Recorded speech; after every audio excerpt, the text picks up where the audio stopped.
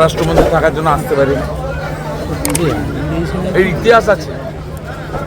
আমি বিজেপিতে জয়েন করেছিলাম, তারপরে এখানে ধর্মীয় অনুষ্ঠান হয়েছিল।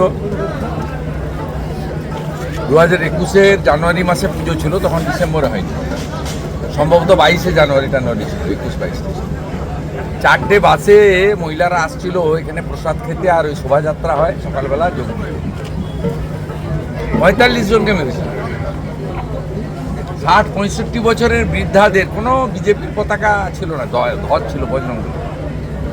তো এরা রক্ত দিয়েছে না হিন্দুত্বের জন্য এবং আমার জন্য। তারপরে 2021-এ এই দিন মমতা ব্যানার্জি হেরে যায়, সেদিন এখানে রক্তের বোম মেরে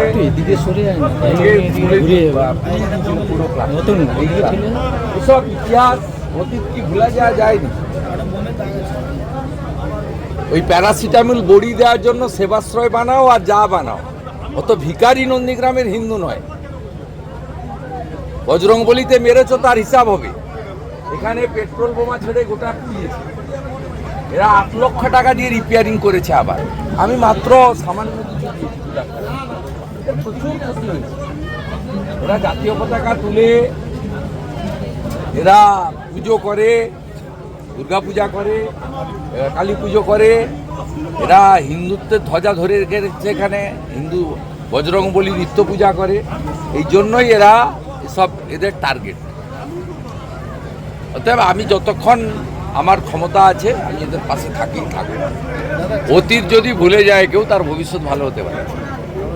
প্যারাসিটামল বাবা না, আমাদের সঙ্গে দাদা আছে।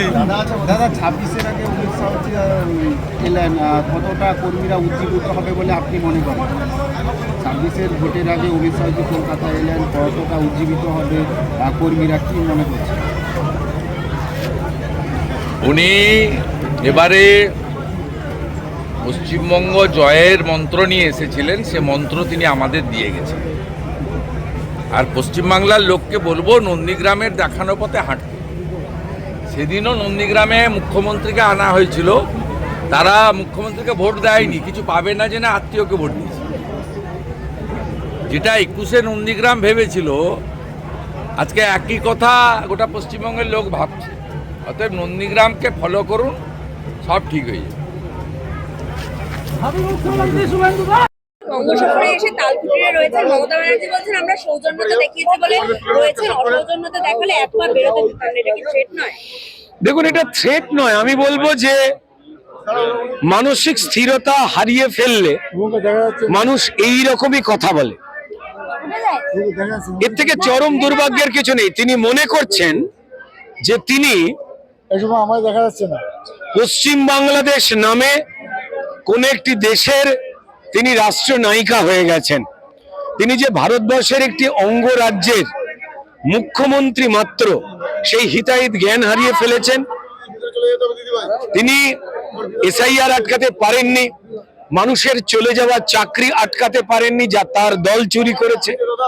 প্রত্যেক মুহূর্তে ভুয়োরা ধরা পড়ে যাচ্ছে। এত কিছুতে তার মানসিক স্থিরতা ঠিক থাকছে না, উপরন্তু তার বয়স হয়েছে। তো ফলত এইটুকুই একটা কথা বলবো যে উনি যা যা বলছেন কেউ রাগ করবেন না। বয়সে আমার বাড়িরও ওনার বয়সী যারা মাসি বা পিসিমা রয়েছে আমাকে এই টুকাই বলে ডাকে, আমি কি রেগে যাই? তাই মমতা বন্দ্যোপাধ্যায় দেশের সর্বোচ্চ তালিকায় থাকা এক আমাদের প্রিয় নেতাকে, স্বরাষ্ট্রমন্ত্রীকে বলছে বেরোতে পারবেন না। স্বরাষ্ট্রমন্ত্রী যদি হেঁচে দেয়, মমতা বন্দ্যোপাধ্যায় এবং তার পরিবার কি করবে? তা তিনি হিতাহিত জ্ঞান হারিয়ে ফেলেছেন। আমি বলবো এই ধরনের শব্দ বা কথা যত উনি বলবেন, তিনি প্রমাণ করবেন তিনি এবং তার দল মানসিক স্থিরতা বা সুস্থতা হারিয়েছেন। স্বাস্থ্যসাথী কার্ডে খুব যত্ন করে চিকিৎসার দরকার। অভিষেক বন্দ্যোপাধ্যায় বলছেন স্বাধীনতার পর থেকে এত অপদার্থ স্বরাষ্ট্রমন্ত্রী তিনি দেখেন। হ্যাঁ, খুব স্বাভাবিক। যারা চোর জোচ্চোরদের ধরবে, কয়লা চোর, বালি চোর, চাকরি চোর, গণতন্ত্র চোর, সংবিধানের নিয়ম অনুযায়ী যে যে রাষ্ট্র নেতারা, রাষ্ট্রমন্ত্রীরা কাজ করবেন মানুষের হয়ে, ক্রিমিনালদের বিরুদ্ধে, তাদের কাছেই চোর জোচ্চোরদের নেতা অভিষেক বন্দ্যোপাধ্যায়। তার থেকে তো এই ধরনের কথাই বেরোবে। আমার মনে হয় যে 150 কোটি টাকার সম্পত্তি বাজেয়াপ্ত হয়েছে PMLA অ্যাক্টে। 1 টাকা হিসেব না দিতে পারলে জেলে চলে যেতে হয় আমার দেশে, তার নামে মামলা চলছে, যে কোনো দিন চলে যেতে পারেন। এই ধরনের কথাবার্তা বলে তিনি কতটা হতাশাগ্রস্ত এবং সর্বস্ব হারিয়ে ফেলেছেন তার প্রমাণ দিচ্ছেন। একদম শেষ প্রশ্ন, পার্নমিত্র জয়েন করার পর একজন সাংবাদিক তাকে প্রশ্ন করেছিল বাংলাদেশের দীপু হত্যা নিয়ে। পিছন থেকে চন্দ্রিমা ভট্টাচার্য বলছে না না এইসব প্রশ্ন করা যাবে না, মানে তৃণমূলে থাকলে কি এইসব নিয়ে কথা বলা যাবে? জেহাদি শক্তির বিরুদ্ধে, যারা মানবতার বিরুদ্ধে, গণতন্ত্রের বিরুদ্ধে, তাদের পক্ষে যে তৃণমূল কংগ্রেস, তা প্রমাণ করে দিলেন চন্দ্রিমা দেবী এবং প্রমাণ করে যাচ্ছেন প্রত্যেকটি মানুষ তৃণমূল দলে যারা রয়েছেন। আমরা এখনো লোকে খারাপ কথা বললেও মানুষ হিসেবে কনসিডার করতে চাই, এটাই সভ্যতা আর শালীনতা শেখায়। কিন্তু পর্ণমিত্র, ওর নামের মানে হচ্ছে পাতা, পর্ণ, সুন্দর নাম। ও খুব একটা বেশি কিছু জানেন, একটা সহজ সরল মেয়ে। তৃণমূলের লোকজন ওকে বাড়ি থেকে তুলে নিয়ে এসে নিজেদের ইমেজ একটু ক্লিন করতে যে খরচা করলো সেদিন, তার তো কোনো লাভ পাবে না। পর্ণ কতদিন থাকতে পারবে জানি না। পর্ণের মতো একটা সহজ সরল মেয়ের এইভাবে চোর তকমা দিয়ে তৃণমূলের দলে নিয়ে এসে ওর এত ক্ষতি না করলেই ওরা পারত। বেশ কিছু গুরুত্বপূর্ণ বার্তা দিচ্ছেন। শুধু একটাই কথা বলতে পারি যে সংঘবদ্ধ লড়াই, তৃণমূলের এই যে দুর্নীতি, হুমকি, গণতন্ত্র লুট, SIR এর বিরোধিতা করা, অনুপ্রবেশের পক্ষে, বৈধ ভোটার লিস্ট যাতে না তৈরি হয়, দেশের বিরুদ্ধে গিয়ে তার বাধা দান করা, এটাকে প্রতিহত না করতে পারলে পশ্চিমবঙ্গ বিনষ্ট হতে আর সময় লাগবে না। তার জন্য একটা ঐক্যবদ্ধ লড়াই যা পশ্চিমবঙ্গের মানুষ চাইছেন তা দেওয়ার জন্য বদ্ধপরিকর হতে বললেন।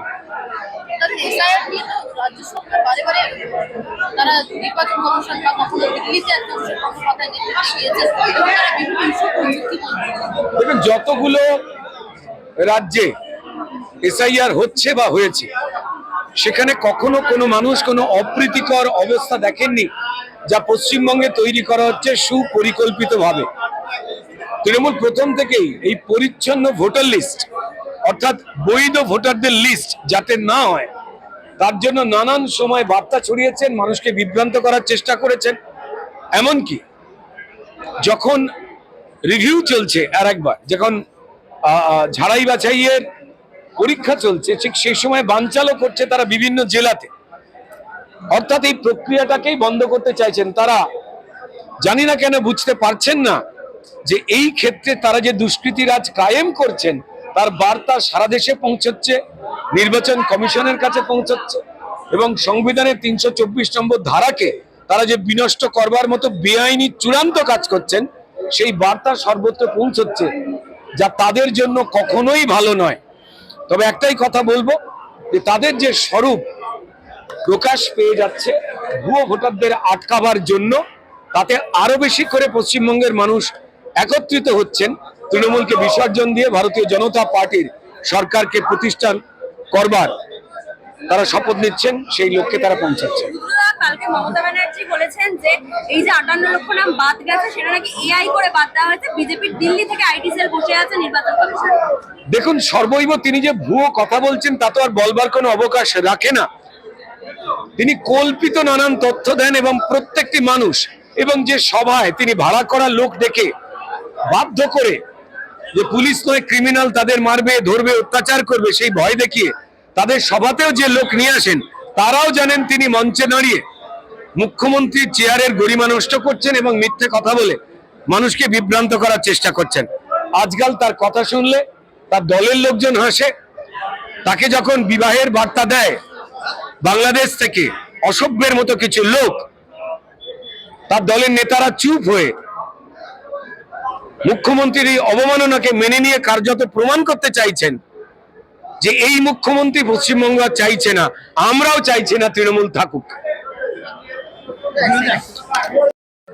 ভালো বলেছেন। 3 দিনের বঙ্গ সফরে এসেছিলেন অমিত শাহ। মমতা ব্যানার্জি বলছেন আমরা সৌজন্য দেখিয়েছি বলে তালকুটিরে থাকতে পারছেন, অসৌজন্যতা থাকলে এক পা বেরোতে দিলাম না। একটু করে থ্রেট কে বলছেন এসব কথা?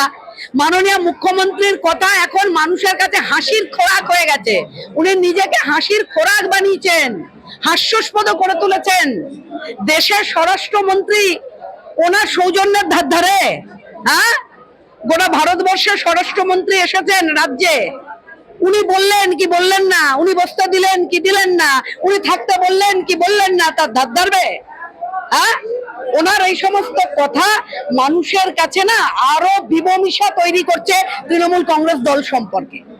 আসলে দেখুন, রাগ অন্য জায়গায়, জ্বালা অন্য জায়গায়। এই যেভাবে 7 লাখ ভোটের জেতা যুবরাজ, কেমন পিসির ভাইপো, এই যে 7 লাখ ভোটের যে নগ্ন চিত্রটা বেরিয়ে গেছে, এই যে অমৃত কিছু বুথ বেরিয়েছে যেখান থেকে মানুষ মরে না, এই যে সমস্ত মানে ঘটনাগুলোর যে নগ্ন চিত্র বাংলার মানুষের সামনে এসে গেছে, একেবারে নগ্ন হয়ে গেছে তৃণমূল কংগ্রেস। সুতরাং এই দুর্নীতি পরায়ণ দল, এই জঘন্য তোলাবাজি দল, মানুষের সঙ্গে বেইমানি করা দল, মা মাটি মানুষের নাম বলে আসলে মাকে অপমানিত করা, মাকে অসম্মানিত করা, নিগৃহীত করা, মাটিকে রক্তাক্ত করা, মানুষের সঙ্গে বেইমানি করা, এই দল 2026-এর নির্বাচনে ধূলিসাৎ হয়ে যাবে। আজকে দেশের স্বরাষ্ট্রমন্ত্রী এসে আমাদের আরো বেশি আগ্রহ এবং আরো বেশি উৎসাহ দিয়ে গেলেন। আজ আপনি দেখতে পাচ্ছেন চারিদিকে গোটা ভারতীয় জনতা পার্টির কর্মীদের মনের মধ্যে যে ভয়ঙ্কর একটা উন্মাদনা, অস্থিরতা, সেটা প্রমাণ করছে আর 3টে মাস বাকি। একদিকে মমতা ব্যানার্জি যেমন বলছেন যে শকুনি মামার চেলা এসেছে, তেমন অন্যদিকে অভিষেক বন্দ্যোপাধ্যায় বলছেন যে স্বাধীনতার পর থেকে এত অপদার্থ স্বরাষ্ট্রমন্ত্রী আমরা আর দেখিনি। দেখুন ওই বলা কথা কে বলছে, এটা কে বলছে? অভিষেক মানে ব্যানার্জি কে? আরে পাথর চোর, গরু চোর, কয়লা চোর, এমনকি স্লোগান চোর, সেই অভিষেক ব্যানার্জি কিনা দেশের ভারতবর্ষের স্বরাষ্ট্রমন্ত্রী। ভারতীয় জনতা পার্টি যাকে চাণক্য বলি তার সম্পর্কে কথা বলছে। এটা মানে মানুষ হাসবে না কাঁদবে এদের জ্বালায়, সে তো আমরা বুঝতে পারছি না। আর কথা বলা তৃণমূল কংগ্রেস যেমন তেমন আয়নাতেই ওরা ছবি দেখে। এই ধরনের শব্দ চয়ন যারা দেশের স্বরাষ্ট্রমন্ত্রী, দেশের প্রধানমন্ত্রী, দেশের রাষ্ট্রপতি সম্পর্কে করতে পারেন তাদের ধিক্কার জানাই। আপনারা আপনাদের চরিত্রেই দেখাচ্ছেন যে দেশের স্বরাষ্ট্রমন্ত্রী সম্পর্কে কি ধরনের কথা বলছেন। আমরা যে দল করি, আমরা যে দলের প্রতি নিষ্ঠা নীতি মেনে দল করি, আমরা এই ধরনের শব্দ বলবো না। শুধু তৈরি থাকুন, আগামী 3 মাসের মধ্যে আপনাদের সমস্ত মুখোশ মানুষের কাছে ছিঁড়ে যাবে। নগ্ন হয়ে গেছেন আপনারা সাধারণ মানুষের কাছে। 2026-এর নির্বাচন তৃণমূলের বিসর্জন। তৃণমূল হারছে, তৃণমূল হারতে চলেছে, তৃণমূল হারবে নিশ্চিত। একদম শেষ প্রশ্ন, কদিন আগে অভিনেত্রী পার্নো মিত্র তিনি তৃণমূল জয়েন করেছেন এবং জয়েন করার পর তাকে একজন সাংবাদিক প্রশ্ন করেছিল যে বাংলাদেশের দীপু দাসের হত্যা নিয়ে। পিছন থেকে চন্দ্রিমা ভট্টাচার্য বলেন যে না, এমন প্রশ্ন করা যাবে না, মানে ওই দলে থেকে হিন্দুদের নিয়ে কথা বলা না। দেখুন, কারা তৃণমূলে জয়েন করেছে আমার দরকার নেই, কারণ এরা বিজেপিতে এসে না বিজেপির নীতি নিষ্ঠা নিয়ম গ্রহণ করেছিল, না বিজেপির কোন রকম শৃঙ্খলা গ্রহণ করেছিল। এরা এসেছিল ধান্দায়, চলে গেছে ধান্দায়। ফলে এদেরকে বিজেপির সঙ্গে অ্যাসেম্বল করে কিছু বলা যাবে না। এরা নিজের ক্ষুদ্র স্বার্থে আসা, ক্ষুদ্র স্বার্থে আবার চলে যাওয়া। তাই এরকম যারা যাওয়া আসার মধ্যে থাকে তাদেরকে রাজনৈতিক যে আমরা যে মনে করি যে রাজনীতি করেন যারা, তারা একটা আদর্শ বোধের উপর দাঁড়িয়ে রাজনীতি করেন, মতাদর্শের উপর দাঁড়িয়ে রাজনীতি করেন। এদের না আছে কোনো মতাদর্শ, না আছে কোনো নীতি আদর্শ। তাই এদের নিয়ে আলোচনা আমরা করব না। অমিত শাহজি বঙ্গ সফরে এসেছেন 3 দিনের জন্য, তালকুটিরে রয়েছেন। মমতা ব্যানার্জি বলছেন সৌজন্য দেখিয়েছি বলে থাকতে পারছেন, অসৌজন্যতা দেখালে কারোর বাবার বাঙ্গাল নেই, কারোর বাবার পশ্চিমবঙ্গ নেই, ঠিক আছে? তো মমতা ব্যানার্জি যে এই কথা বলছেন, ভুলে যাবেন না যে মানুষের ভোটে জিতে বা মানুষের ভোট চুরি করে আপনি মুখ্যমন্ত্রী হয়েছিলেন। তো এইসব ধমক কাকে দেখাচ্ছেন? মানে একজন দেশের যিনি হোম মিনিস্টার আছেন তিনি পশ্চিমবঙ্গতে ঢুকতে পারবেন না, আর যত অনুপ্রবেশকারী জিহাদিদেরকে বাংলাদেশ থেকে রোহিঙ্গাদেরকে ঢুকিয়েছেন তারা ঢুকতে পারবে কেন? তারা কি ভাই নাতি জমাই কি হয় মমতা ব্যানার্জির? উনি বলছেন পেহেলগাঁও দিল্লিতে যে হামলা হয়েছিল সেটা নাকি মানে এরাই করিয়েছে। অনেক টেররিস্ট মুর্শিদাবাদে এসে শেল্টার নেয়, কেন? তারা কি সুরক্ষিত ফিল করে মমতা ব্যানার্জির রাজ্যতে এসে? কিসের জন্য তারা এখানে লুকিয়ে থাকে? কেন তাদের পুলিশ, মমতা ব্যানার্জির পুলিশ ধরতে পারে না? তাহলে টেরোরিজমের সঙ্গে কি পশ্চিমবঙ্গকে কানেক্ট করেছে মমতা ব্যানার্জি?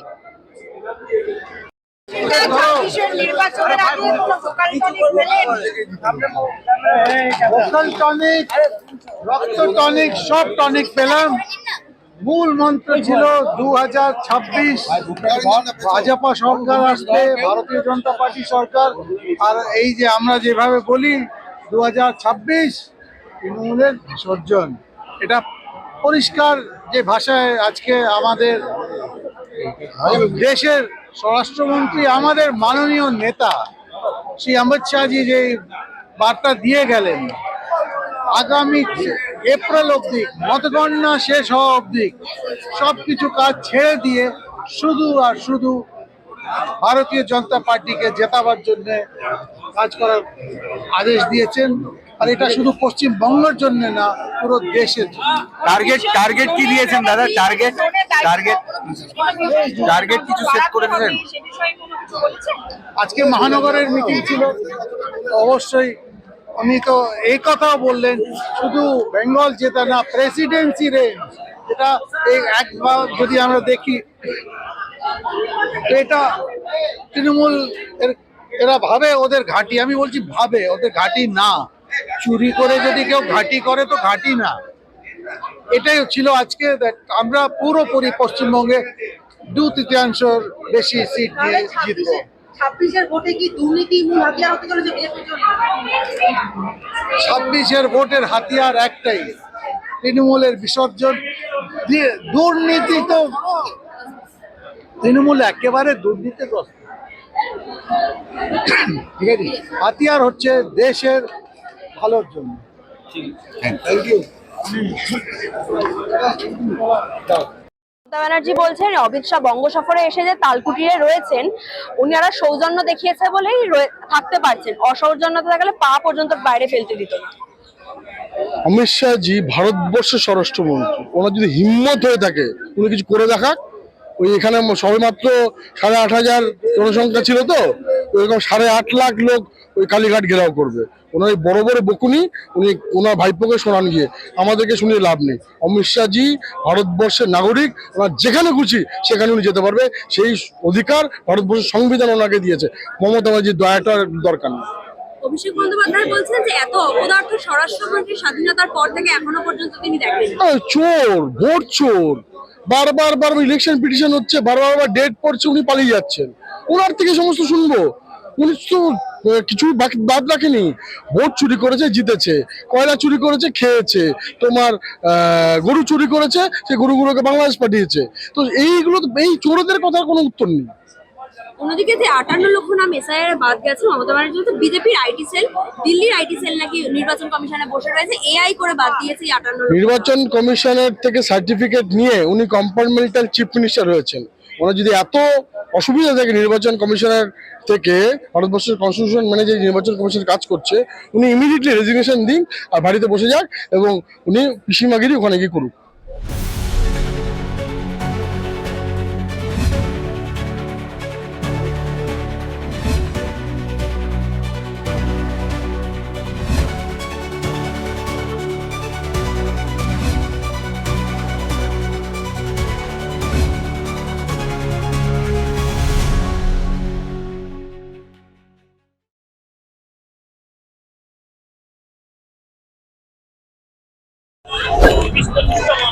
মুখ্যমন্ত্রী অমিত শাহজি আশা থেকে বলছিলেন যে পা রাখতে দেবো না, আমরা চেয়েছি বলে তারপরে অনেক কিছু বলে, এরকম অনেক কিছু বলে। ভারতবর্ষের স্বরাষ্ট্রমন্ত্রীকে তাকে পা রাখবে, পশ্চিমবাংলাটা কি ভারতবর্ষের বাইরে নাকি?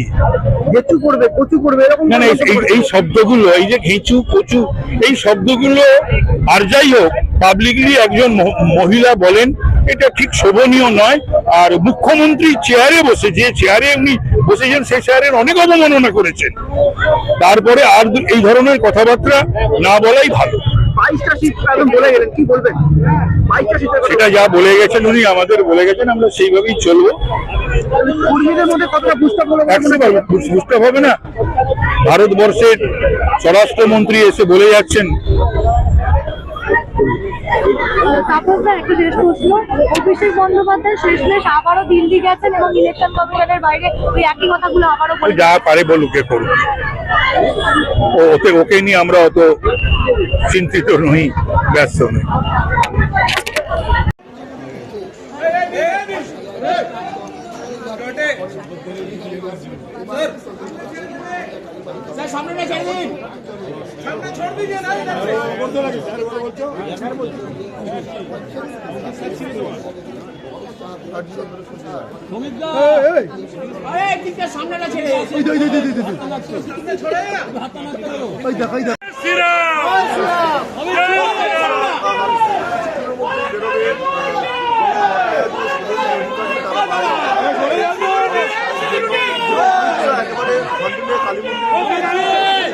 আবার বেরোলেন তার যে গাড়ি, সেই গাড়িতে স্বাভাবিক